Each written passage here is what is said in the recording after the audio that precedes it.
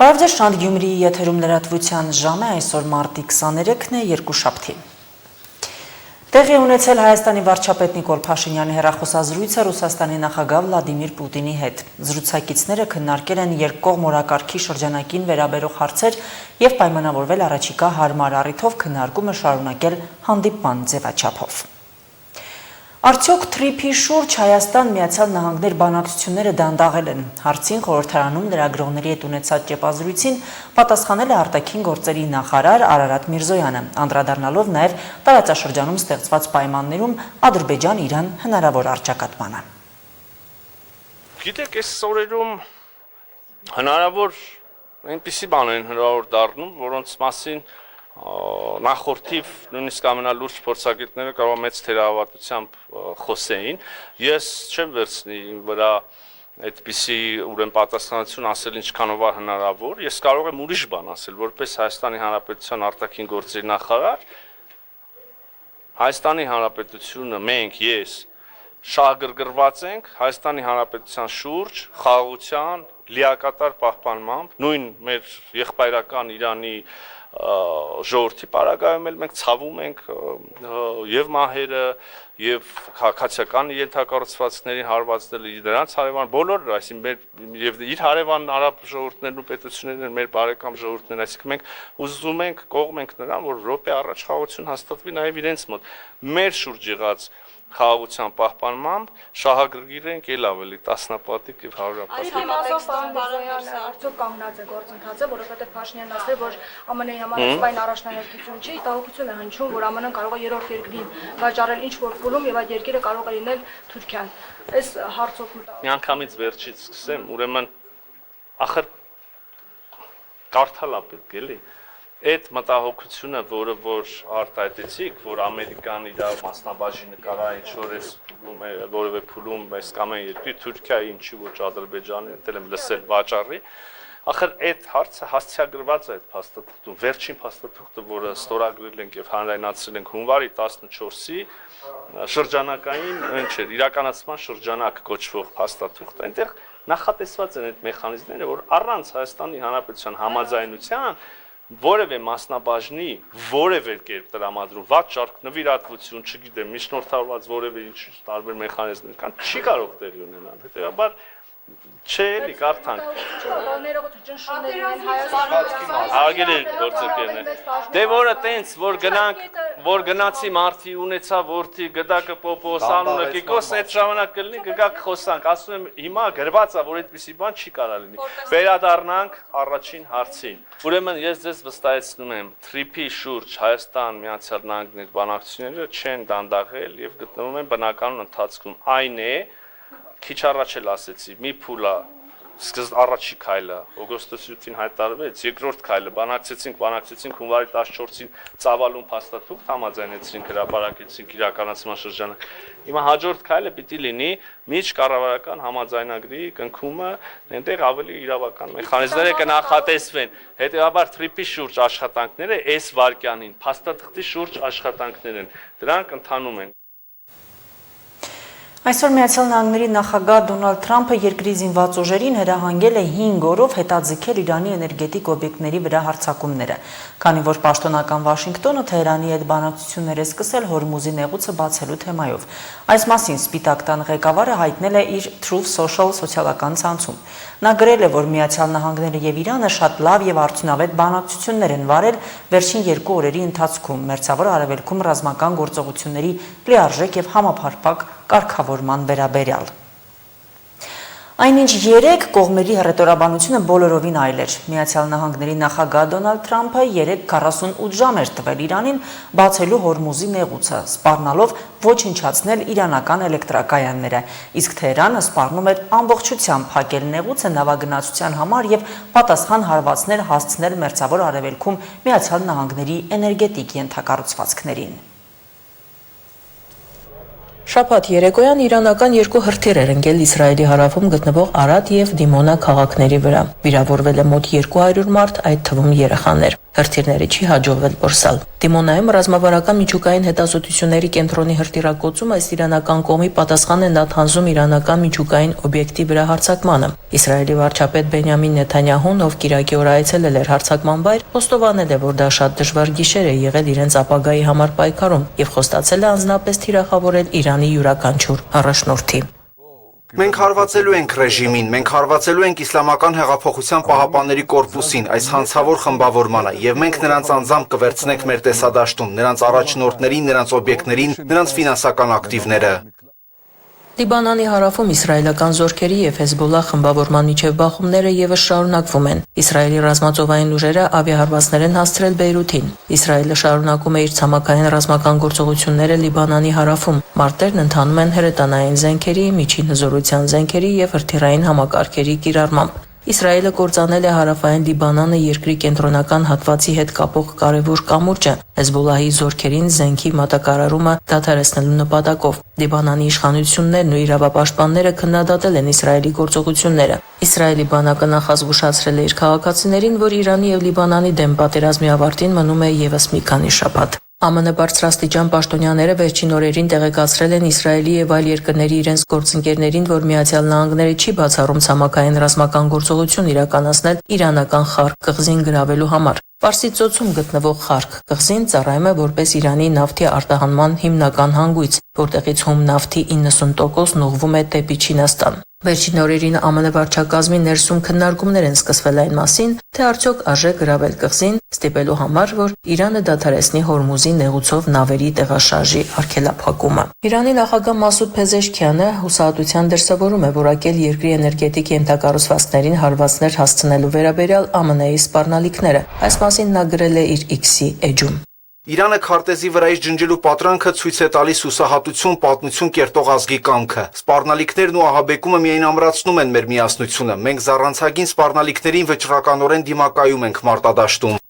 Փեզեշքյանը հավելել է, որ Հորմուզի նեղուցը բաց է բոլորի համար, բացի նրանցից, ովքեր ոտնձգություն են կատարում Իրանի նկատմամբ։ Եվրամիության արտաքին քաղաքական գերատեսչության ղեկավար Կայա Կալասը կիրակի հեռախոսազրույց է ունեցել Իրանի արտաքին գործերի նախարար Աբբաս Արաղչիի հետ։ Այս մասին Reuters գործակալությանը հայտնել է Եվրամիության ներկայացուցիչը։ Կայասը նաև առանձին հեռախոսազրույցներ է ունեցել Թուրքիայի, Կատարի ու Հարավային Կորեայի գործընկերների հետ Վերսավոր Արևելքում պատերազմի, էներգետիկ ենթակառուցվածքների վրա հարձակումների եւ Հորմուզի նեղուցի վերաբացման հրատապ անհրաժեշտության մասին։ Ըստ Եվրամիության պաշտոնյայի այս զրույցները Եվրամիության շարունակական ջանքերի մի մասն են, ուսումնասիրելու ստեղծված իրավիճակում դիվանագիտական ուղիները։ Եվրամիության պաշտոնական ներկայացուցչի խոսքով Կալասը վերջին անգամ խոսել էր Արաղչիի հետ չորեքշաբթի, ասել, որ Հորմուզի նեղուցով անվտանգ անցումը Եվրոպայի համար առաջնահերթություն է։ Երեք Կատարի տարածքային ջրերում կործանվել է Կատարի ռազմաօդային ուժերի ուղղաթիռ, որի հետևանքով 7 մարդ զոհվել է, եւս մեկը մեքենայի երկրորդ օդաչուն համարվում է անհետ կորած։ Կատարի ներքին գործերի նախարարությունը հայտնել է, որ ուղղաթիռը կործանվել է տեխնիկական խնդրի պատճառով։ Կատարի պաշտպանության նախարարությունը ավելի վաղ հայտնել էր, որ միջադեպը տեղի ունեցել սովորական առաքելության ժամանակ։ Իշխանությունները մանրամասներ չեն հայտնել ուղղաթիռի տեսակի կամ անձնակազմի առաքելության բնույթի մասին։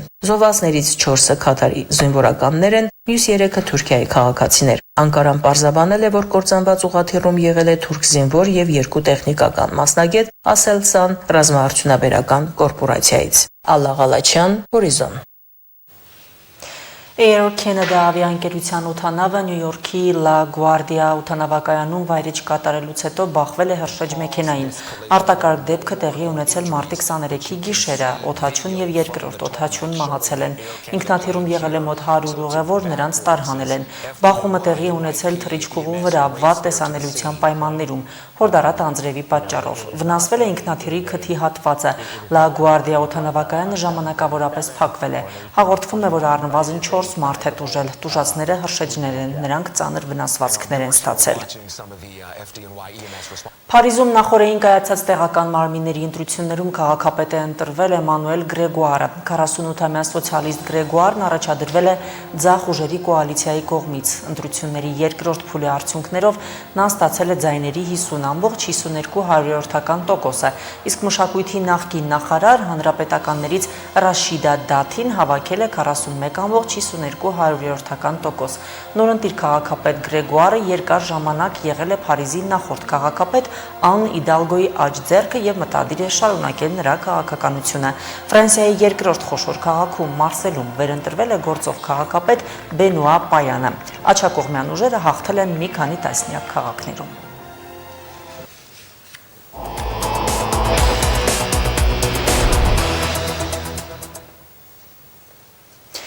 Մարզերում երիտասարդ օպերային երգիչներ ծրագրի շրջանակներում Սպենդիարյանի անվան օպերայի եւ բալետի ազգային ակադեմիական թատրոնը Գյումրիում էր։ Երիտասարդ կատարողները ներկայացրել են հայ եւ համաշխարհային օպերային արվեստի լավագույն ստեղծագործությունները։ Համերգային ծրագիրը նվիրված է անվանի օպերային երգիչ տենոր Գեղամ Գրիգորյանի 75-ամյակին։ Իրականացվում է տաղանդավոր երիտասարդների զարգացման հիմնադրամի նախաձեռնությամբ Հայաստանի կրթության, գիտության, մշակույթի եւ սպորտի նախարարության աջակցությամբ։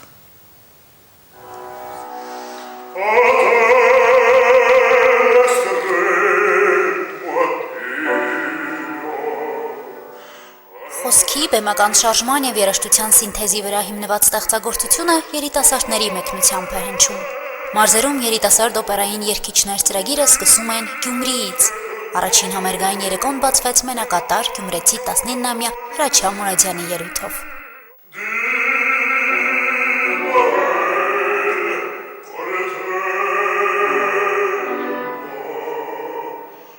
Հայկական, ինչպես նաև իտալական եւ ֆրանսիական օպերային ստեղծագործությունները Ալեքսանդր Սպենդիարյանի անվան օպերայի եւ բալետի ազգային ակադեմիական թատրոնի երիտասարդ երգիչները ներկայացնում են դրամատիկ, խոսուն լեզվով եւ բարձր կատարողական վարպետությամբ։ Երիտասարդ օպերային երգիչների ծրագիրը 10 տարի է շրջագայում է մարզերում։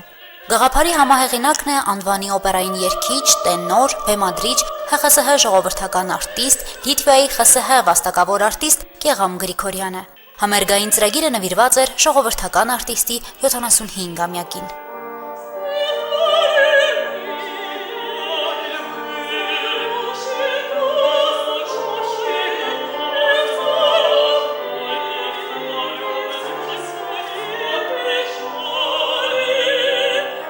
Հանրահռչակել, բացահայտել օպերայի լայն ու բովանդակալից աշխարհը, վստահված դերերքերը կատարել ճիշտ ու մաքուր։ Հենց այս առաքելությամբ արդեն 10 տարի ծրագիրը կրթում եւ դաստիարակում է հայկական օպերայի նոր սերունդը։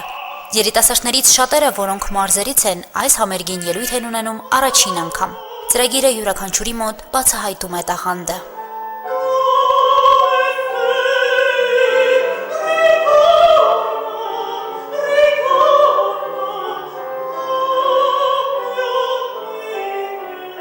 Եթե երգիչը ճիշտ կարող է ամեն բան ընկալել, ամեն բան հասկանալ, ճիշտ աշխատել ժրաջան, իրան շատ մեծ բեմեր կարող է տալ։ Մենք ունենք մեր ծրագրի մեջ աստղեր, այս պահին գործող Եվրոպայում, նույն ինքը Ջուլիանա Գրիգորյանը, լիքը հայեր, որ աշխարհ են ներկայացնում։ Շատ շնորհակալ եմ Լևոն Սերգեևիչին այս հնարավորության համար։ Գյումրիից հետո մենք նաև գնալու ենք այլ մարզեր, սակայն Գյումրին գտնում եմ, որ առանձնահատուկ տեղ ունի Հայաստանի պատմության, ստեղծագործական պատմության մեջ։ Գյումրիից շատ արվեստագետներ ունենք, համաշխարհային ճանաչում ունեցող եւ Հայաստանի համար շատ մեծ հաղթանակներ բերած։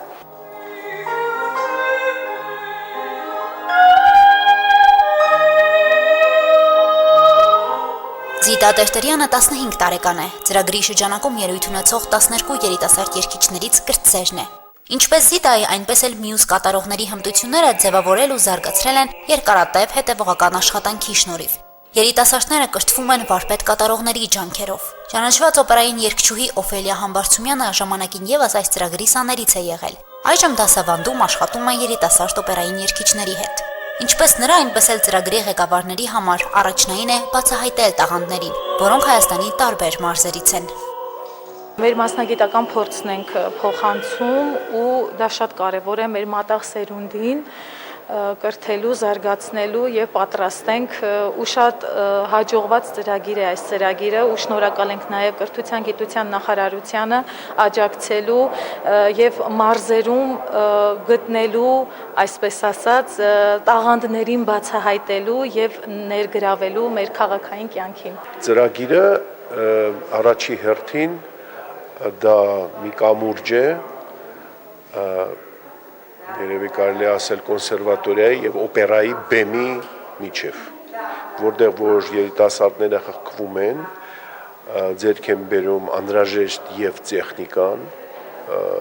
երգեցողական, մեծ օպերային բեմերի համար, ծանոթանում են միջազգային այս պահին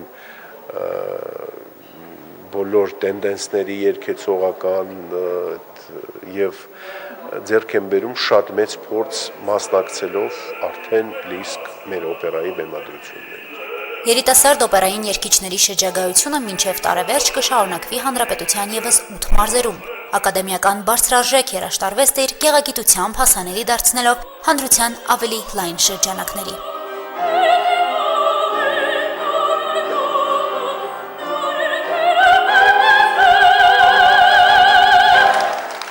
Հասմիկ Թումասյան, Արարատ Ծատուրյան, Հորիզոն։ Այժմ լրահոսը սպառված է, նորությունների սպասեք մեր հաջորդ թողարկումներում։